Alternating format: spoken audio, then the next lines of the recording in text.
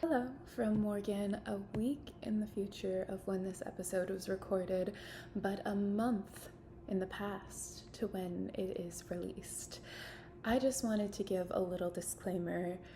In this episode, I talk about someone having feelings towards me that are not mutual. Now, has nothing to do with the person I talk about in the last episode that I very deeply care for and had the red string theory with. And I especially want to make that true because of what date this airs. I want to celebrate those I deeply care about every day, but especially today. And I'm so grateful for everything that makes them them. And, you know, as pure and full of love as the first day you came into the world. Again, just obnoxious, cheeky little references. Anyway. Embarrassing me in front of my fellow Virgos. Virgang. Enjoy the episode. Enjoy me having more feelings than a person should have. No, we're not judging that. And sometimes they're complicated, but never about this. Actually, I already want to correct myself. It did have a little bit to do with that connection. What it had to do with that connection is that I'm normally really obvious about how I feel. You can't die. I'm a Virgo. So that's why I was surprised that this person thought that was mutual, because I'm pretty candid with everyone. But I digress. Have a beautiful day. That's my wife. There's no straight road tonight to take me home, to lay me in my lover's bed. There's no good way tonight to make me okay. To calm my rainy head. It's not the road, it's not the miles of being alone. Hello. I've been kind of lost in thought because honestly it was really the catalyst for this perspective came from someone saying that they liked me, they were crushing on me, and I, that's happened before, that's fine, but what I didn't expect was that they believed it was relatively mutual when I'm very candid in how I normally feel, and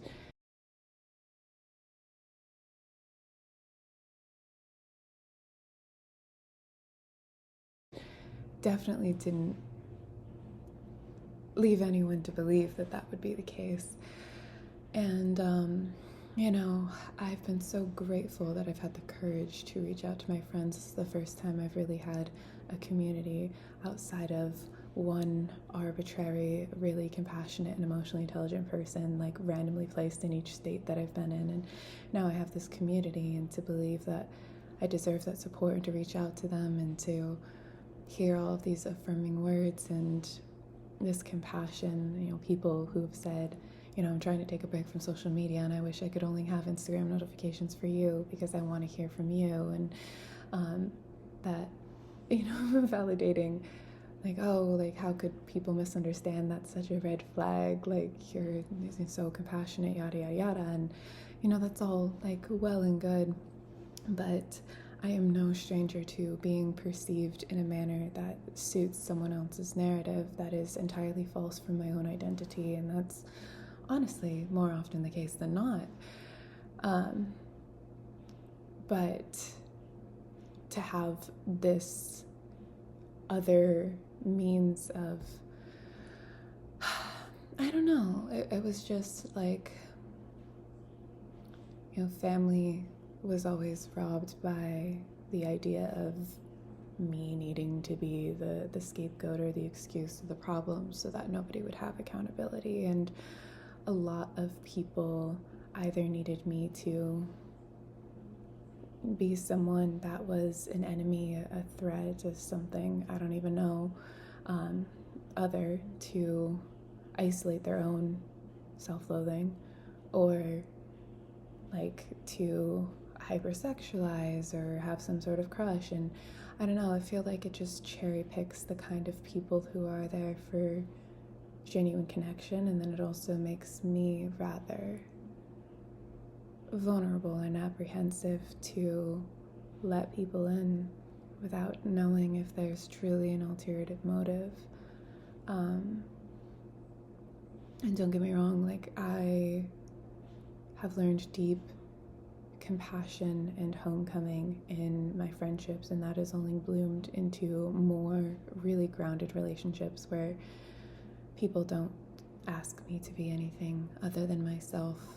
And with that, we are all rather introspective and transformative people, so of course we all continue to evolve, but because of our aligned morals, it's in a parallel direction. Yeah, I don't know, I just think with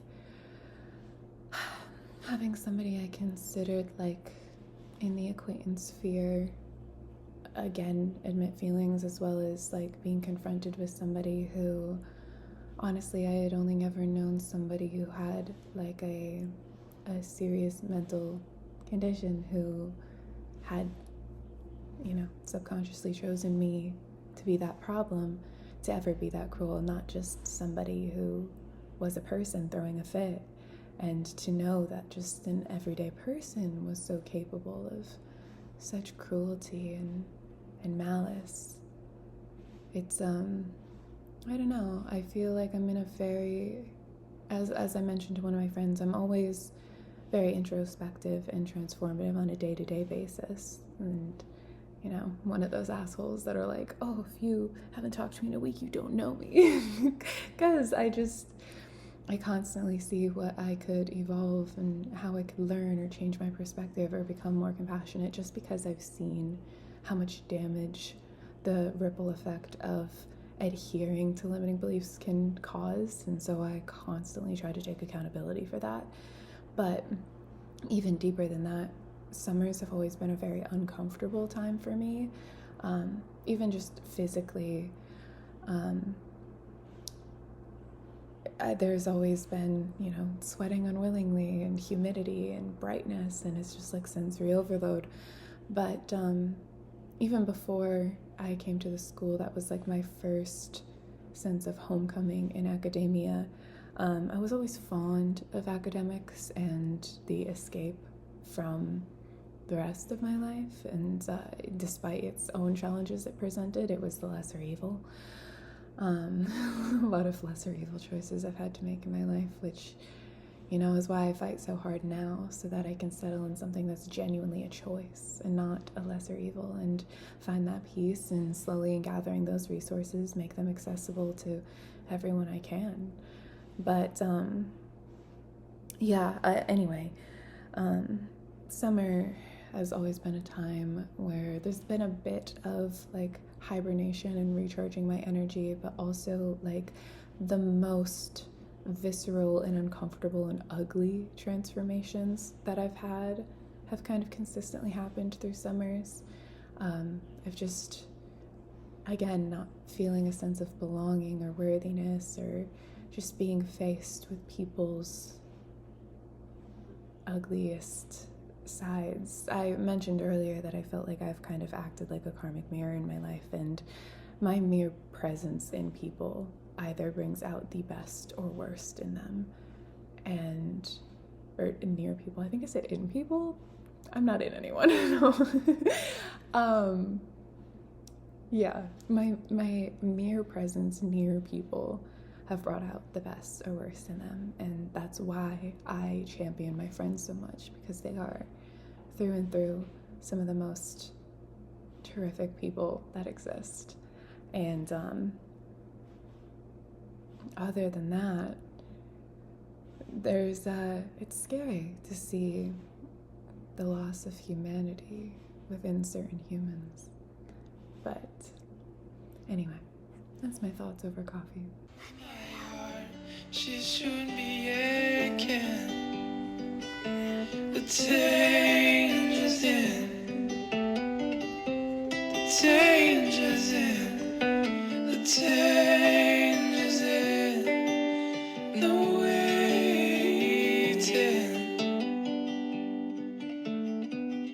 I see my life well rehearsed and it bores my mind like a show I've seen 1,000 times before. I see my life in reverse and it scares me inside. I see all the ways I should be giving more. It's not the road, it's not the miles of being alone. It tells my heart she should be aching. The danger's in, the danger's in, the danger's in, no waiting. Once upon a time, when a fool I find. Ooh.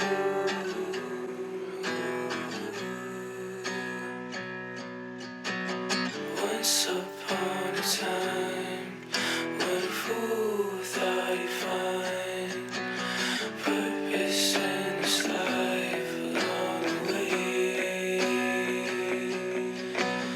Don't you run and hide from the truth you desire. Everything that lives is born away.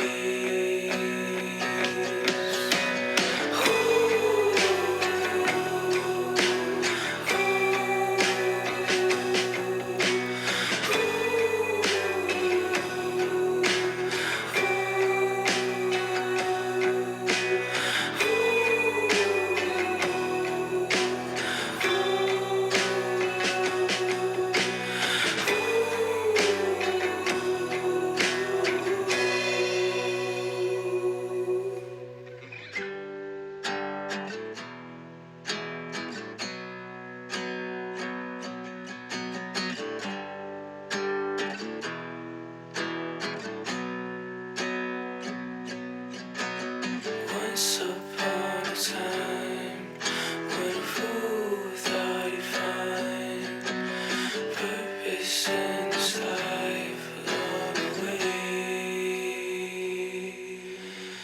Don't you run and hide from the truth you desire. Everything that lives is born away.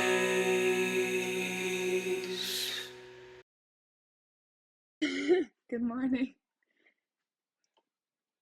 Good. I'm putting on mascara. I ended up sending that email when I honestly had my PTSD triggered worse than it had been since I got it. I just cannot be stopped by Julian, myself, an act of God. I cannot be stopped. No, I shit you not. It was so scary that that night. First of all, my friend in like trying, yeah. Oh, it's been a time. It's showed me how far I've come in believing that I don't deserve this and actually reaching out for help. I was like, Jesus Christ, that's a lot to like throw on somebody. It was like a life commitment that I never knew about. Yeah, it was wild. And then like it just sent me through a spiral because I mean like people have said things like that to me before, but like with that and this and everything, and also my being like especially assholes over this breakthrough message, I was like, I don't know. I grew up, as you know, like very gaslit about like my identity and the life experience that I had. And so I'm glad I reached out to my friends because I was like, am I fucking insane? Am I floating in like a space where like all of my actions are perceived like the exact opposite as I intend them? Like, it's crazy to me how much people like read into your identity and project onto you just for their own like limiting beliefs or satisfaction or like what they want to think is true for you, whether they like you or hate you. Yeah, and I feel like I get that like 9 times out of 10. And I feel like an absolute insane person because I'm like, how on earth did you get that from me? And then like people will have certain aspects that they get entirely right. Like this person had, you know, validated that I was a decent person. And they were like, oh, this person has a lot of like red flags in their actions, or to not like you, like I can't imagine, or like they were just like very sweet and compassionate. And I was like, cool, thanks. I needed to hear that. And then they were like, I think you're into me too. And I'm like, how much is true? What is true? What is real? I don't know. What a superbly featured room, and what excellent boiled potatoes. Many years since I've had such an exemplary vegetable. I think about that every goddamn day. It's wrong to make fun of people, you know, but it's so fun sometimes. These are the kind of little delicate compliments which are always acceptable to the ladies, and which I conceive myself particularly bound to pay.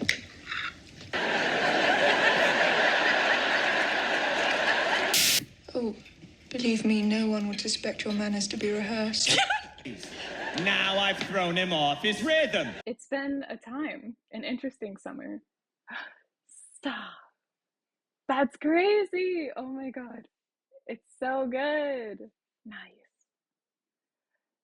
Stop. Oh my God. As you should be. Oh, wow. That's incredible. Wow. Not the cozy corner. This sounds like a podcasting space, honestly. I don't want to do that. I don't want to do that. Today's not the day for reading, you know? Honestly, I feel you. I just want to like crawl back in bed with my dark ass brows. That sounds cozy. I love it. I love this like ombre happening from like the teal plant into the purplish tone. It's really cool. I mean, that'd be crazy. I wonder if like no, honestly, that was part of why I like wanted to talk to you. Let's start future planning. What can I do in like term, you know? Because I just yeah, yeah. No, there's so many times that I'll run into somebody in the dining hall and they're like, I haven't seen you. And I was like, that's by design, bud. Exactly. Just make your own rules. No, that's the thing. Like I feel like I'm just putting on the act of doing my work, and then like as soon as I'm like completely reclusive and isolated, then I just get like 5 hours of work done in like an hour and a half. And that's honestly why classes have been so exhausting for me. And like sometimes a lecture is super interesting. Sometimes there's some like fascinating debate that brings up new perspective. Like sometimes they hold value, but the fact that you only have like so many excused absences, and I'm like, if we're just going over the reading or the work or like reiterating something or like saying it in a different way, like I get that we need to be accessible to all types of minds, and that's a really beautiful thing, and I would never want to stop that. But like my mind is like, this took my whole social battery and I'm going to have to like completely decompress for a day and a half before I can even do this assignment, never mind anything else. So yeah, I don't know, it's an interesting setup, the accountability of like show up and be a person, but then also think. Like I can't do both, hon. To remain close to you throughout the evening. Why do you do this? Yeah, I just need like cozy ambiance, and yeah, so nice. Oh, that's the fact that I have like complete creative control over most of what I do, and that I can design my time and move to different projects whenever is been the best thing for me. I could never do the same thing every day or go to the same place every day. I don't understand why you keep laughing. You're doing it so well. Thank you. I didn't come here to fuck around. It really is, and that's I really appreciate like the environment community. I mean, like there's so many flaws, obviously, but like I don't know. I don't think I would have been even open to being as social as I see myself now if it wasn't for just like weird people and accommodating circumstances and like less stimulating environments and like like conversations with depth, or the fact that every day is different, or that you can go out and do something, I don't know, like in the park or something. Yeah. It's a big undertaking. Yeah, absolutely. I mean, like that's accommodating all of the first generation and low income families. Like that's such an overwhelming thing to also like communicate all of the resources and opportunities that we have here and accommodate people. Like that's just yeah.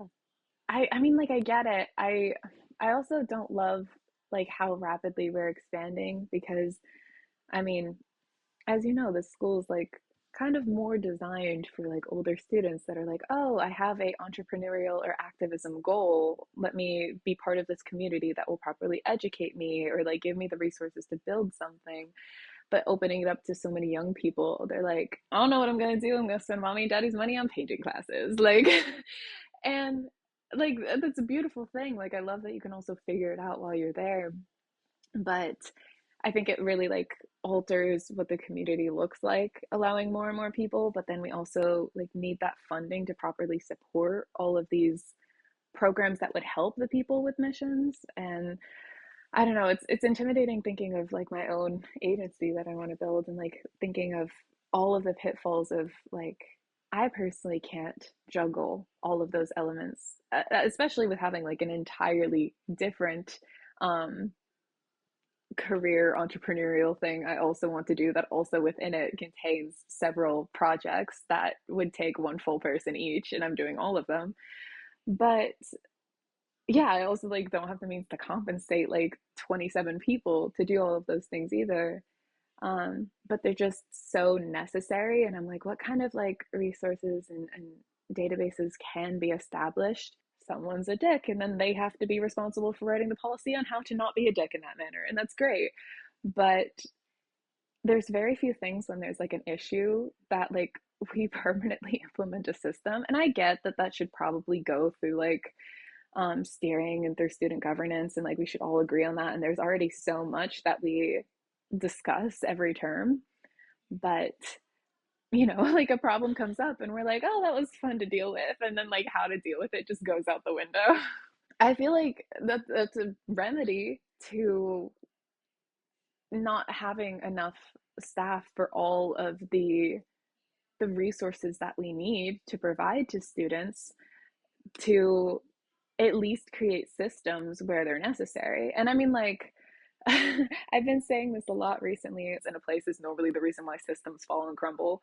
Um, because, like, I show what's unfair or unjust in a situation just by existing. And um, so I'm all for the systems evolving and continuously having to be brought to student governance and having to be, or school governance and having to be discussed and voted on and amended. But like, if we don't have anything in place, we're not going to grow the way that we intend to. The world is burning. Here's my contribution to society. Jeez. But I'm glad that somebody else also has not like done what they set out to do this summer. Because I still have the podcast to send you. I have not been in a location where I can record, and like all of my notes, I'm like, I just like stare at this and dissociate. I feel so frazzled.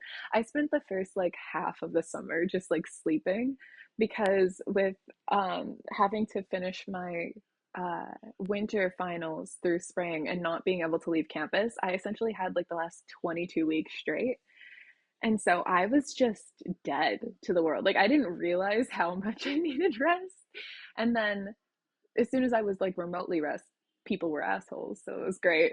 But yeah, I have all of that. And I was like, I want to catch up on my journaling. I'm as far back as like March. I have like 100 like Google Doc pages of bullet notes for the things that have happened in the last like 4 or 5 months that I still need to write down.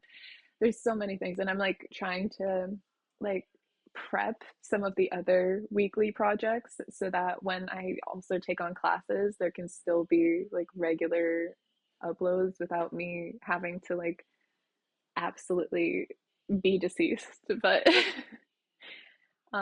yeah, it's been a time.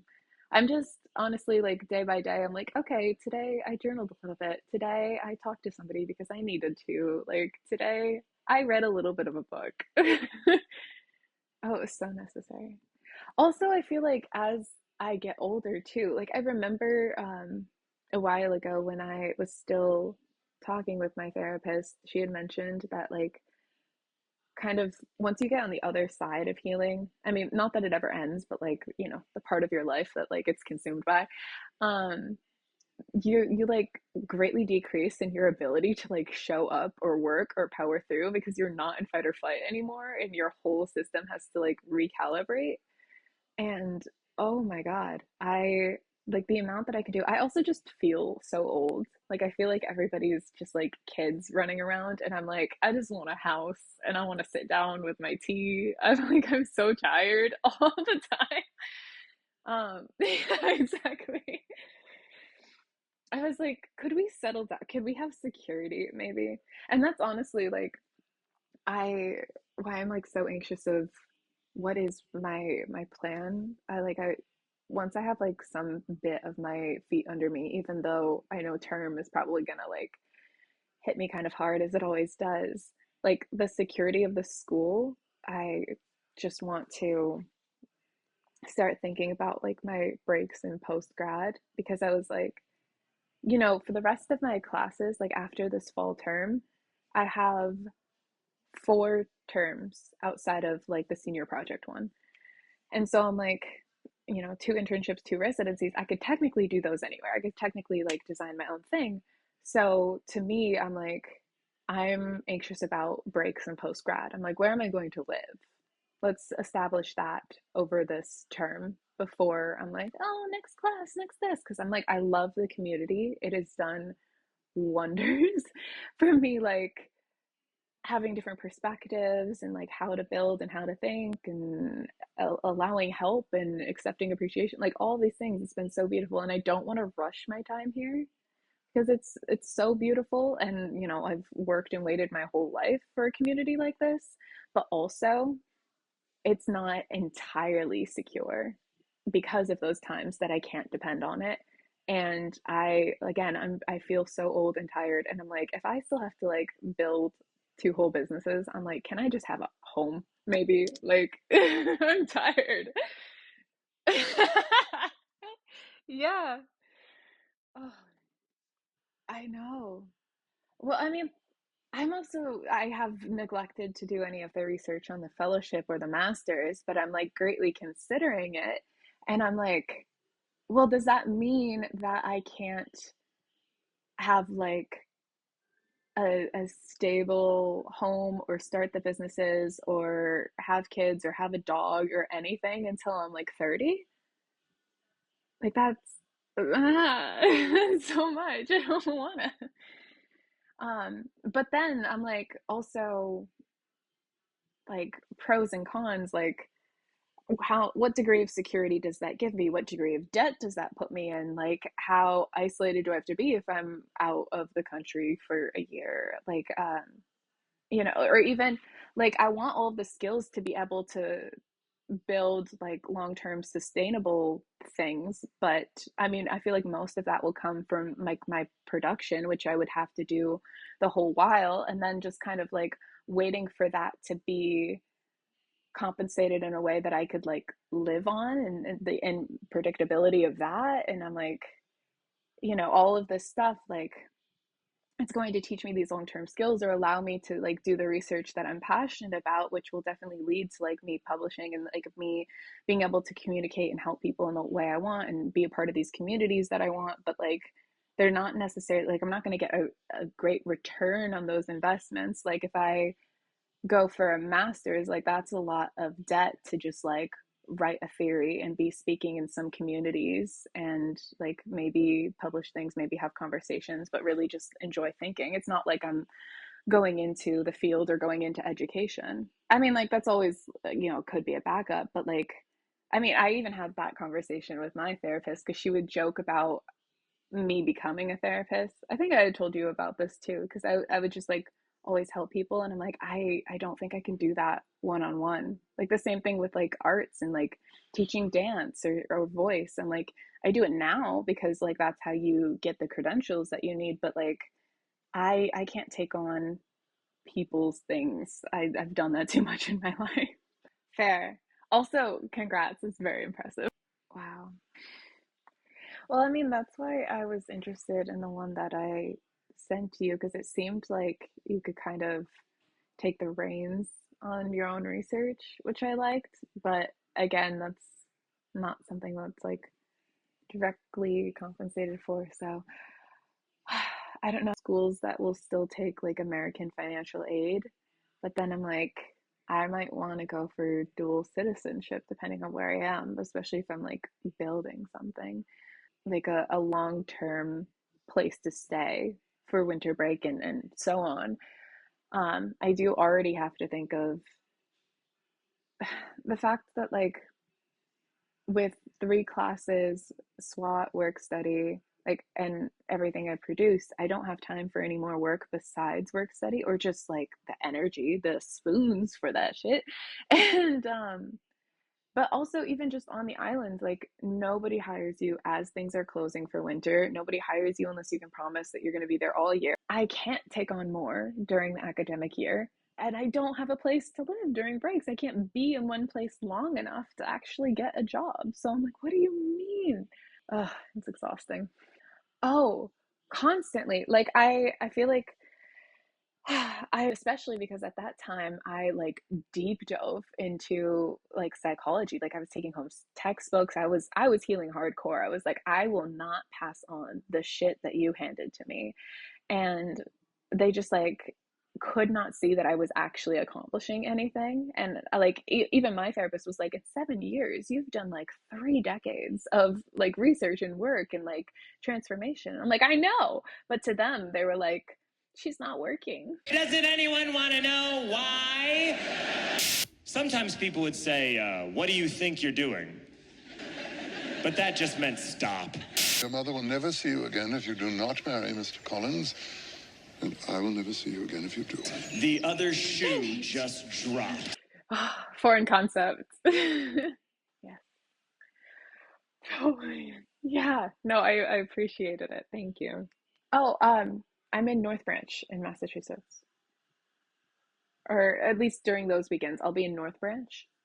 Oh my God, I lived there for a short while. Thank you, you as well.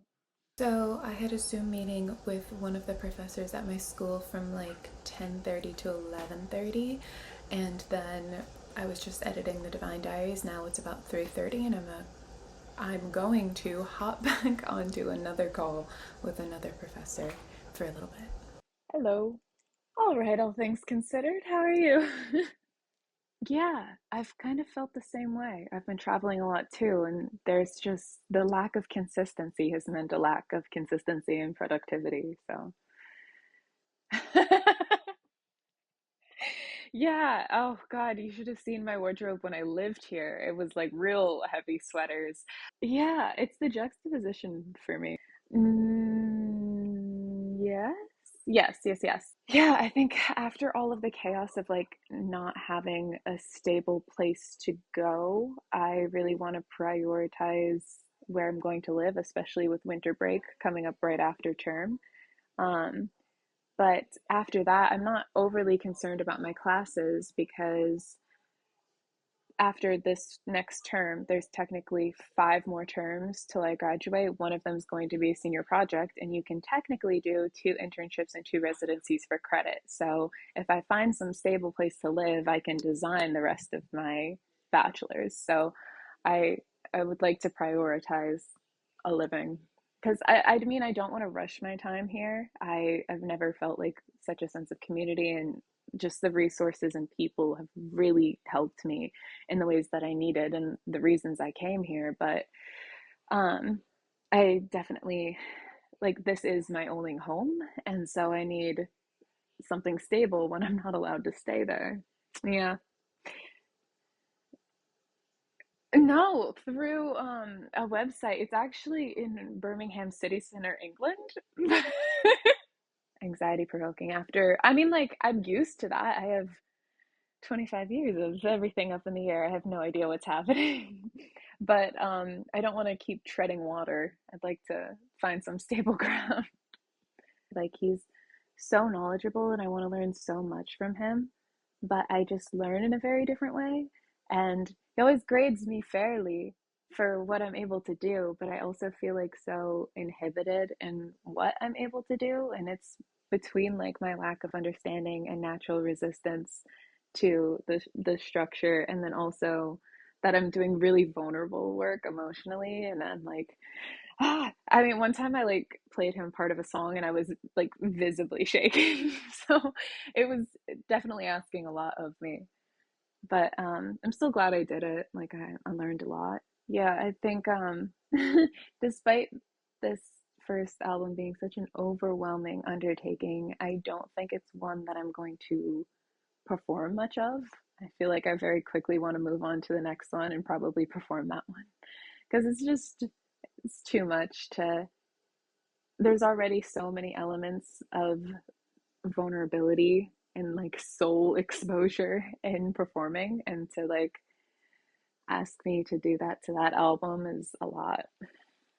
Yeah, I think it would be fun to I have like a vision to do like short films instead of music videos, and I'd love to do that for all of the albums. So I'd definitely do that for the first, but to do anything live with it, I don't know if I could do that.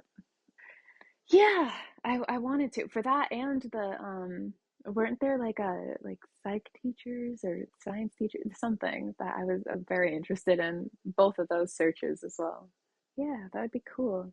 I mean, I already film this like weekly video diary, and I have for most of my life, so I'm pretty familiar and comfortable with that. I think um I don't personally have an interest in animation, but I do know somebody at the school who does, and they actually wanted to make a little music video for something of mine, which is a really exciting possible collaboration. But other than that, I have thought a lot about like if I were to do the short films, a lot of what I want to do, I just like don't have the resources for. Like, I'd love to shoot aerial. I'd like not only like aerial shots like a drone, but also like aerial silks. um and then like special effects, or to be able to do like combat, which would mean stunt training, or to have like a steady camera external to myself, or to even travel and have like really cinematic nature shots. So there's like a lot of things that I already do, everything that I love in film that I have access to. Yeah. I more so um, come for your mentorship because you're compassionate and communicative, which has been few and far between on my journey. But I want to do like kind of brushes on the interdisciplinary aspects of the school, but it isn't ever really grounded. And then I'm like, I don't know where to go with this. I mean, like, first of all, there's all the research that I do on consciousness, which I've like revised in different science and psychology classes that I've taken here. But honestly, it's more of a theory work or like a master's dissertation than anything. And, most of our science is grounded in like marine biology or, different things like that. Just being such a small community.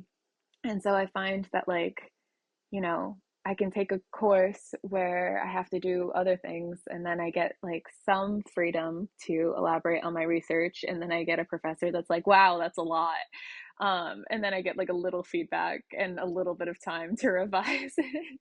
And then on the other hand, the other thing that I've mentioned to both you and Jeffrey of like wanting to create like the agency and create this sort of like network and headquarters and resources for, you know, educating and activism and all of that. I'm like, I'm learning so much through the school's systems and governance and just operations and student life and all of the different systems that make it run or keep it from running smoothly. But how to actually like establish those contacts that like I've made quite a few through the school, but and like headquarters and like actually start establishing initiatives and like people to assist and train and actually go out on, I don't know, missions for lack of a better term. um yeah, I don't know, and it all just seems so like lofty and ambitious when I'm like, where am I gonna live in winter, you know? It's the only thing that's kept me sane since I was 6 years old. Like, um, yeah, I heard something online like a month ago that said I'm hovering 4 feet left of reality or something like that, and I was like, wow, that really that speaks to me. But I don't know. I appreciate it. Yeah. No, I mean, it does so much to just have people who express that they care. I mean, if it wasn't for coming to COA, I wouldn't have reached out to anyone. It's been very nice to actually be validated and encouraged and supported. Um, but yeah, I think there's no like right way to go about it, but I think slowly having so many people show up and be compassionate at the school has taught me to metabolize that and slowly let me believe that I actually deserve it. And I probably wouldn't have reached out to anybody if I didn't start to believe that I deserved people. Thank you. Yeah. Um, I appreciate it. That's a very kind perspective. I appreciate it. I feel like I when I was interviewing Jeffrey a long time ago for one of my classes, I had mentioned something about feeling like a burden, and they were like, "Well, why do you assume you're a burden?" And I was like, "I'm not ready for this question." um, but I also feel like even without openly having like a lot of panic attacks, I mean, I also don't think that people know that I'm having them. Like, one time I walked by Jeffrey and Candy talking to each other, and they're like, "How are you?" And I'm like, "I can't breathe." And they just like didn't know because I looked completely fine. I think I find that like walking towards tab or like walking towards, oh, I'm gonna have to confront several dozen people. I always just like stop breathing. But there are some people who know that like my like one of my strongest external coping skills is masking, and so most people have learned that I'm just not okay. Like I remember when I got the concussion, the nurse was like, I want you to go to the ER and get a CT scan because I know you're good at masking and you might very well have brain bleeding and we might not know. Or one time, one of my housemates, I like bumped into her in the hall and she looked almost like I startled her, but she was like half asleep. And I was like, did I startle you? And she said, like, maybe if I was like more cognizant, you might have.